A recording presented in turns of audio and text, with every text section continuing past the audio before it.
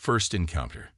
The alarms aboard the Helios research station blared their familiar warning tone, but Dr. Nathan Reynolds knew this wasn't another routine drill.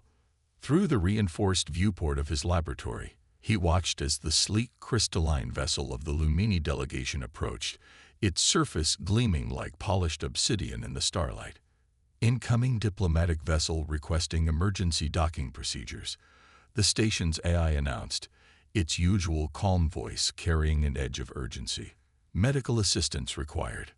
Nathan's fingers flew across the holographic interface, initiating the emergency protocols he'd hoped never to use. As the station's leading xenobiologist, he'd spent years studying the Lumini, a species that had emerged from the depths of space 6 months ago, bringing with them technologies that defied human understanding. But until now, their interactions had been limited to carefully controlled diplomatic meetings. The docking bay's massive doors parted, admitting the vessel into the pressurized chamber. Nathan grabbed his emergency medkit and sprinted toward the arrival zone, his heart pounding against his ribs. The Lumini were notoriously private about their biology, and whatever had driven them to seek human help had to be serious. The vessel's entry ramp descended with a soft hiss, revealing a sight that stopped Nathan in his tracks. The Lumini female stumbled down the ramp. Her usually iridescent skin had taken on a sickly gray pallor. Behind her, 2 other Lumini supported her failing steps, their expressions tight with worry. An unusual display of emotion for their typically stoic species. "I am Lyra," the ailing Lumini managed to say, her voice barely above a whisper. "Our ship's life support system malfunctioned. The synthetic plasma contaminated." Nathan's scientific mind kicked into high gear. The Lumini required regular infusions of a specialized synthetic plasma to survive, a fact that had sparked countless theories among human researchers. But no one had ever seen what happened when that supply was compromised. "Get her to the medical bay," Nathan ordered, falling into step beside the group. "How long has it been since her last viable infusion?" 48 Earth hours, one of Lyra's companions responded. "Our reserves, all contaminated. The filtration system." They'd reached the medical bay, and Nathan immediately began scanning Lyra's vital signs. The readings made his blood run cold. Her cellular structure was breaking down at an alarming rate. Without their mysterious plasma, the Lumini's bodies literally began to dissolve. "Your facilities cannot produce our plasma," the second companion stated, a note of desperation creeping into their usually melodic voice. "We have sent for supplies, but the nearest vessel is 3 days away." Nathan looked at Lyra, who had been laid on the diagnostic bed. Her skin was now almost transparent, revealing the complex network of crystalline vessels beneath. She wouldn't survive 3 days. She might not even survive 3 hours. "There has to be something compatible," Nathan muttered, pulling up everything they knew about Lumini biology on his tablet. "Something we can synthesize. Our bodies require living plasma," Lyra managed to say, her silver eyes fixing on Nathan with unexpected intensity. "The synthetic version was created because we swore never to." She broke off, racked by a spasm of pain. Nathan's mind raced, connecting dots that had eluded researchers for months. Living plasma, the Lumini's crystalline biology, their careful distance from humans. The pieces fell into place with stunning clarity.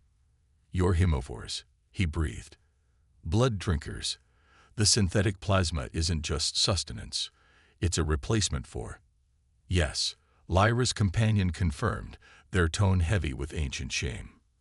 "Our ancestors once fed on other species. The synthetic plasma was developed to free us from that dependency, to make peaceful contact possible. But without it—" Nathan looked at Lyra again. Her breathing had grown shallow, her luminescent patterns fading. In that moment, he made a decision that would change everything. "You need living plasma to survive until your supplies arrive," he said, rolling up his sleeve. "I'm offering mine." The silence that followed was deafening. The Lumini stared at him with expressions ranging from shock to disbelief. Even Lyra, barely conscious, managed to focus on him with widening eyes. "You cannot understand what you offer," one of her companions protested. "The implications. I understand that she'll die without it," Nathan countered firmly. "I'm not letting that happen.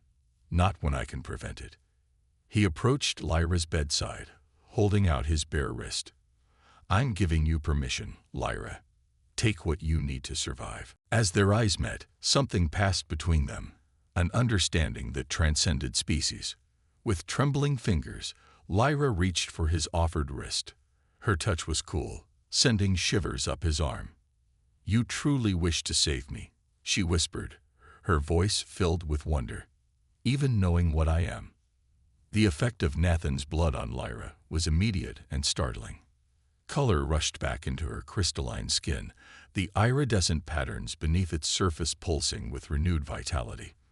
But what happened next defied all scientific explanation.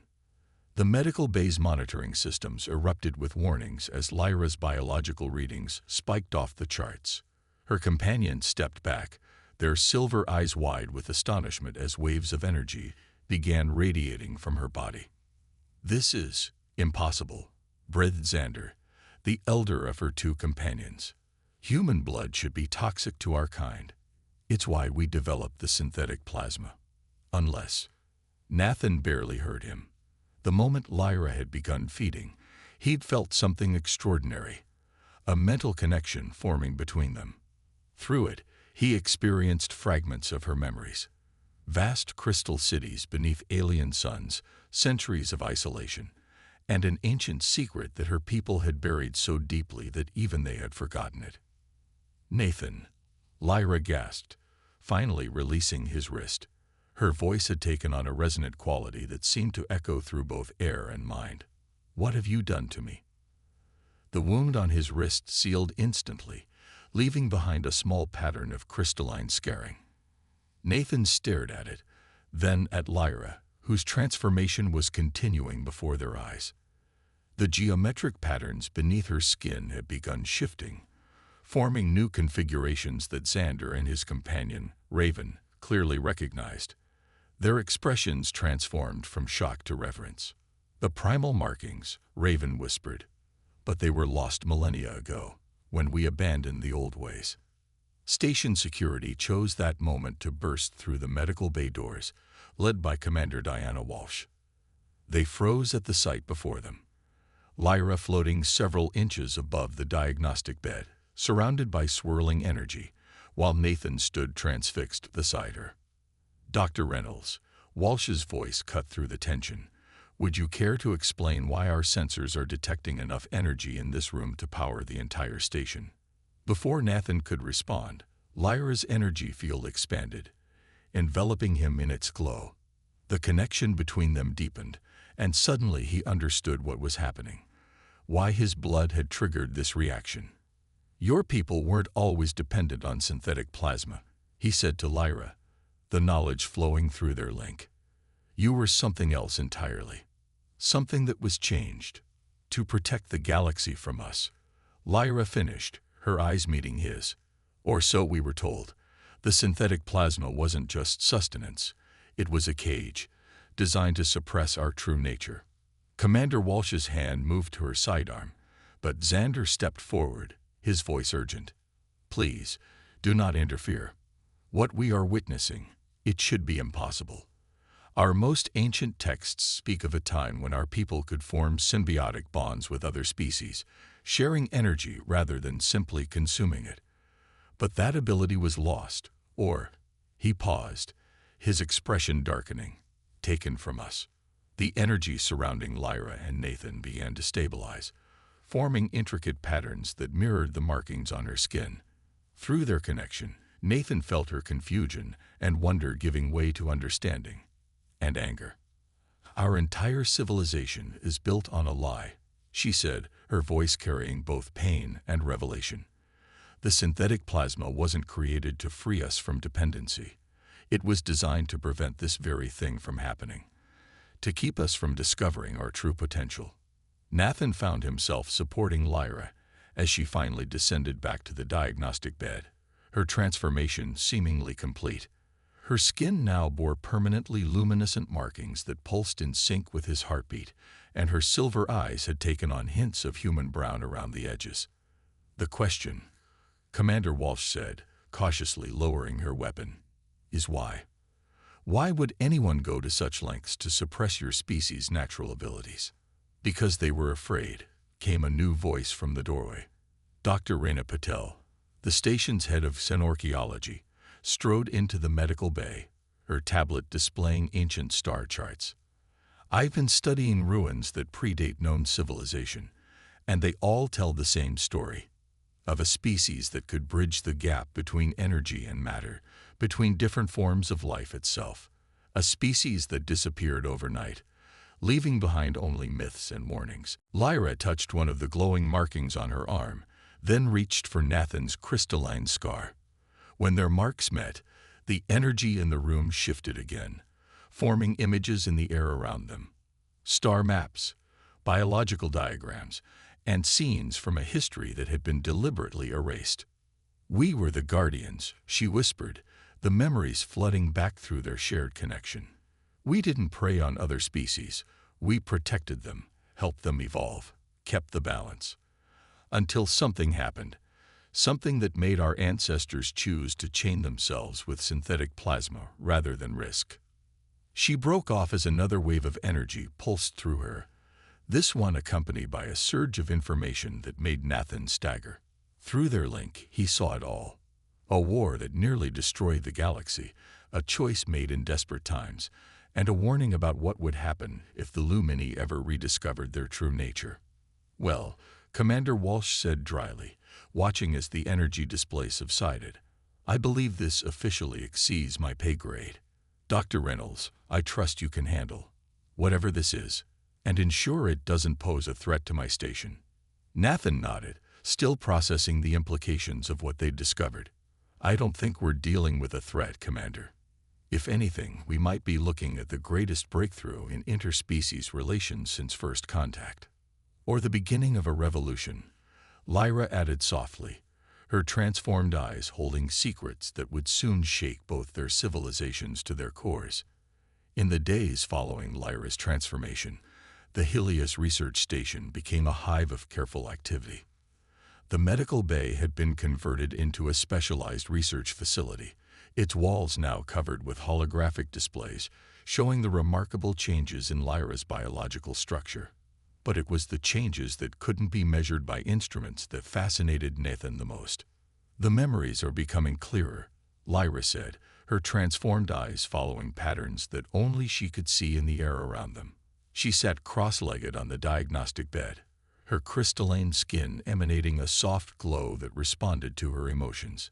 "It's like accessing an ancient database that's slowly repairing itself." Nathan touched the crystalline scar on his wrist, which had developed into an intricate pattern matching the ones that now adorned Lyra's skin. Through their deepening bond, he could sense fragments of what she was experiencing. Echoes of a civilization that had once spanned galaxies. "Tell me what you see," he encouraged, activating the lab's recording systems.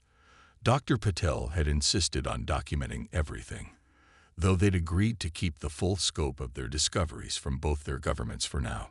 "We weren't always confined to physical forms," Lyra began, her voice taking on that resonant quality that made the air itself seem to vibrate.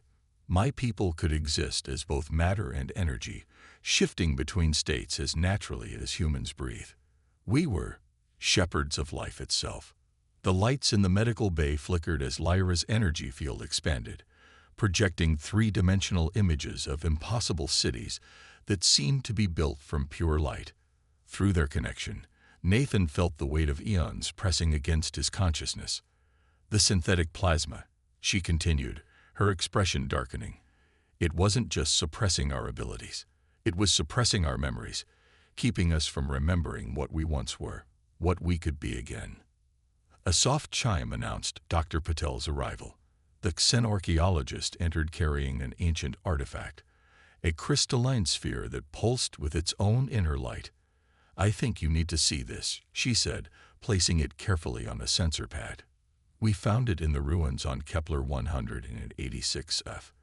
It's been inert for millennia. But ever since your transformation, the sphere began to glow brighter as Lyra approached it. Symbols appeared on its surface, the same patterns that now marked her skin and Nathan's wrist. Without thinking, she reached out to touch it. The medical bay exploded with light as ancient technology recognized its long-lost masters. Through their bond, Nathan was nearly overwhelmed by the flood of information pouring into Lyra's mind. He saw vast fleets of crystalline ships maintaining harmony among newborn civilizations. He witnessed his own ancestors, barely emerged from caves, being gently guided by beings of light and wisdom. And then he saw the darkness that changed everything. The Void Hunters, Lyra gasped, pulling her hand back from the sphere. They came from between the galaxies, drawn by our light. They fed on energy itself. And we who existed in both energy and matter were a feast they couldn't resist. The images shifted to scenes of an ancient war. Beings of pure darkness clashed with Lyra's ancestors across the stars. Whole systems were devoured, civilizations lost.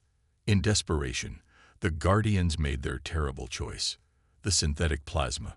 Nathan realized, the pieces finally falling into place. It wasn't just about suppressing your abilities. It was about hiding you. Xander, who had become a constant presence in their research, stepped forward from his observation post. By limiting ourselves to purely physical forms, by dampening our energy signatures, we became invisible to the Void Hunters. We sacrificed what we were to survive. But you didn't just hide yourselves. Dr. Patil interjected, her quick mind connecting historical dots. You hid every trace of your true nature. All those ruins I've been studying, they're not just abandoned cities. They're decoys, meant to suggest a purely physical civilization. Lyra nodded, her transformed eyes reflecting ancient starlight. The synthetic plasma wasn't meant to last forever. It was supposed to be temporary, just until the threat passed. But somewhere along the way, we forgot. The lie became our truth. And now, Commander Walsh's voice came from the doorway. She had been keeping a careful eye on their research, balancing scientific curiosity with station security. What happens when your people discover what's been done to them? What happens when the Void Hunters realize you're waking up? Nathan felt Lyra's fear and determination through their bond. But there was something else too, a sense of purpose that transcended mere survival. She stood, her luminescent patterns brightening with resolve. The Void Hunters were never the real threat, she said, touching the ancient sphere again. This time, instead of chaos, the images it projected were clear and purposeful. They were just part of the natural cycle, predators drawn to prey. The real failure was in how we fought them. Through their connection, Nathan understood. You tried to fight darkness with light, he said softly. Pure energy against pure entropy. But that only made you more visible, more attractive to them. Yes, Lyra's patterns pulsed with excitement. But now, thanks to you, we have a third option. A balance between energy and matter, between light and shadow. Something new. She held up her arm, where the patterns matched Nathan's scar perfectly. This bond between us, it's not just biological. It's a template for a new way of existing. One that doesn't need to hide, but also can't be consumed by the darkness. Dr. Patel was already running new scans, her eyes wide with possibility. The human element. It anchors the energy somehow, creates a stable matrix that... She was interrupted by a station-wide alert. Commander Walsh's communicator crackled to life. Multiple ships dropping out of FTL. Ma'am, it's the entire Lumini High Council. They're demanding to speak with Dr. Reynolds and the one they're calling the Awakened. Lyra's hand found Nathan's, their patterns synchronizing automatically. Through their bond, he felt not fear, but a fierce joy. They felt it, she said. Every Lumini in the galaxy, they're remembering. The question is, are they ready for the truth? Commander Walsh checked her sidearm out of habit. Truth's going to happen whether they're ready or not. Dr. Reynolds, I hope you're prepared to explain to the Lumini leadership why one of their diplomats is suddenly glowing like a newborn star. Nathan looked at Lyra, seeing in her transformed eyes the future they glimpsed together, one where humanity and the Lumini might help each other evolve into something greater than either species could become alone. Sometimes, he said, squeezing Lyra's hand, the best explanations start with a simple act of trust. The Helios station's main conference chamber had never been designed to contain the kind of power now flooding through it. 7 members of the Lumini High Council sat in a perfect semicircle, their traditionally stoic faces showing rare expressions of shock as they witnessed Lyra's transformation. The crystalline patterns beneath their skin flickered with suppressed recognition, as though something long dormant was struggling to wake. "This is abomination," First Speaker Theron declared, though his silver eyes never left the glowing patterns that danced across Lyra's skin. "You have violated our most sacred laws by accepting human blood. The synthetic plasma is a chain," Lyra interrupted, her transformed eyes meeting his without flinching. "A prison built by our own ancestors, designed to make us forget what we truly are." Nathan stood beside her, acutely aware of the energy flowing between them through their bond. Through it, he could sense the council members' internal struggle, their ingrained revulsion warring with an instinctive recognition of truth. "Show them," he whispered to Lyra. "Not just the words. Show them what you showed me." Lyra nodded and raised her hands. The chamber's lights dimmed as her energy field expanded, encompassing the entire council. Images formed in the air, not the chaos of her first memories, but a carefully curated history of their species. The ancient cities of light, the role of guardians, the coming of the void hunters, and the desperate choice that led to their current state. "Impossible," Third Speaker Venna breathed, but her hand had moved unconsciously to her throat, where the ports for synthetic plasma injection lay hidden. "Our databases contain no record of." Because they were erased, Dr. Patel stepped forward, holding up the ancient sphere they'd discovered. "Your entire civilization was redesigned to forget. The synthetic plasma doesn't just suppress your abilities, it suppresses these memories, generation after generation." The sphere pulsed in response to the collected presence of so many Lumini, its surface swirling with the same patterns that marked Lyra and Nathan's bond. First Speaker Theron rose from his seat, his composure cracking. "If what you show us is true," he said, his voice trembling, "then every foundation of our society is built on deception. Millions of our people, imprisoned not by necessity, but by choice, by fear." "Not fear of the void hunters," Lyra corrected gently. "Fear of ourselves, fear of the responsibility we once held." She gestured to Nathan. "But humanity has shown us another way. Through Nathan's blood, I've discovered what our ancestors never considered, a balance between what we were and what we could become." Commander Walsh, who had been silently observing, chose this moment to intervene. "With all due respect to both species present, we need to address the immediate concerns. If this revelation spreads—" "It already has," Fifth Speaker Mira interrupted, her patterns visibly brightening. Every Lumini in the galaxy felt the moment of Lyra's awakening. The synthetic plasma facilities are reporting unprecedented failures. Our people are remembering, whether we will it or not. Nathan felt a surge of anxiety through his bond with Lyra.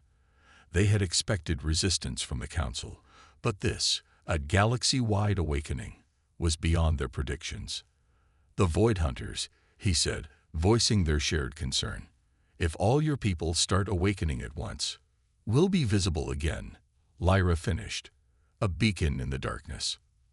First Speaker Theron's expression hardened. "Then perhaps it is better to maintain the deception, to strengthen the suppression." "No," Lyra's voice carried such authority that even the council members straightened in their seats. "We've hidden long enough. The Void Hunters were never the true threat. Our fear was. We abandoned countless developing civilizations to face the darkness alone, all because we couldn't imagine a middle path." She held up her arm, showing where her patterns matched Nathan's crystalline scar. This bond proves it's possible. Human blood doesn't just awaken our old abilities, it stabilizes them, creates a perfect balance between energy and matter that even the Void Hunters can't disrupt. Through their connection, Nathan felt her drawing on his strength, using their shared energy to project one final vision. The conference chamber filled with images of a possible future. Lumini and humans working together, sharing knowledge and abilities, creating defenses that neither species could achieve alone. The choice our ancestors made was wrong, Lyra declared. They saw only two options, godlike power or complete suppression. But there's always another way. She turned to Nathan, her transformed eyes softening. Humans taught me that. Your species has an incredible gift for finding paths where none seem to exist. The council chambers fell silent as her words sank in.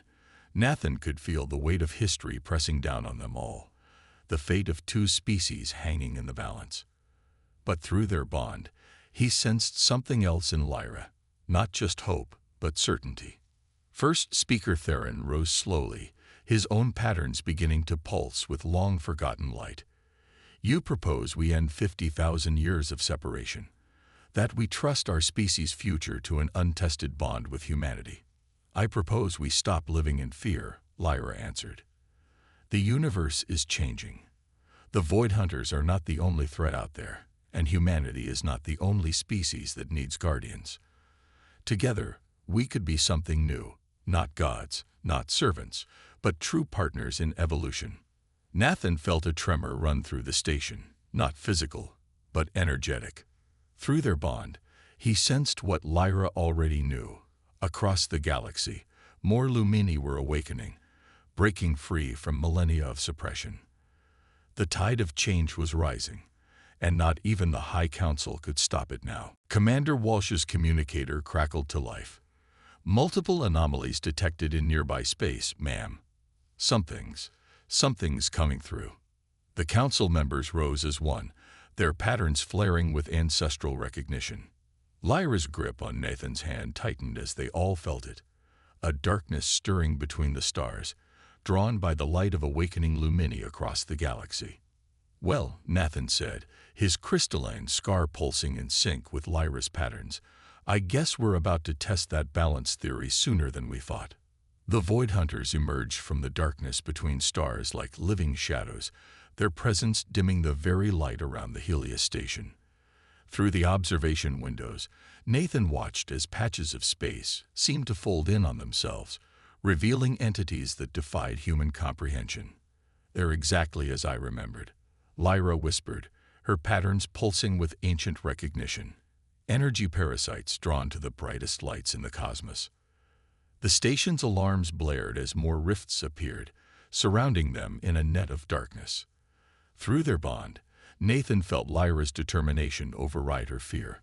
Across the galaxy, newly awakened Lumini were registering the threat, their collective consciousness linking for the first time in 50,000 years. Your ancestors faced them with pure energy, Nathan said, his crystalline scar resonating with Lyra's patterns. But we have something they didn't. First Speaker Theron stepped forward, his own patterns beginning to brighten. The human bond, a perfect balance between matter and energy. He turned to the other council members, their stoic facades cracking under the weight of revelation. Perhaps it's time we all remembered what it means to be guardians. Commander Walsh's voice cut through the tension. Multiple contacts approaching. Whatever those things are, they're not just observing anymore. The Void Hunters struck without warning. Tendrils of pure darkness lashed against the station's shields, seeking the energy signatures of the awakened Lumini within. The barrier fields flared and buckled under the assault. They're stronger than before, Lyra observed, her transformed eyes tracking the patterns of attack. They've been feeding on something out there in the dark. Growing. Nathan felt a surge of inspiration through their bond. Then let's give them something they've never encountered. He turned to the council members. Your ancestors tried to fight darkness with light. But what happens when you mix the two? Understanding dawned in Lyra's eyes. Through their connection, she grasped his idea instantly. A fusion. not just between individuals, but between species. The stability of human matter anchoring Lumini energy. You're talking about extending the bond, Dr. Patil interjected, her scientific mind racing ahead. Not just between two individuals, but between all of us. First speaker Theron finished, his voice carrying new authority. A choice not of necessity, but of evolution. The station shuddered as another attack breached the outer shields. Warning lights flashed throughout the conference chamber as emergency systems engage. They were running out of time. Lyra stepped into the center of the chamber, her patterns blazing. I can initiate it, using our bond as a template. But it has to be voluntary, both species choosing to face the darkness together. Commander Walsh drew her sidearm, though they all knew conventional weapons would be useless against energy beings. I'm not sure we have time for a debate on interspecies relations.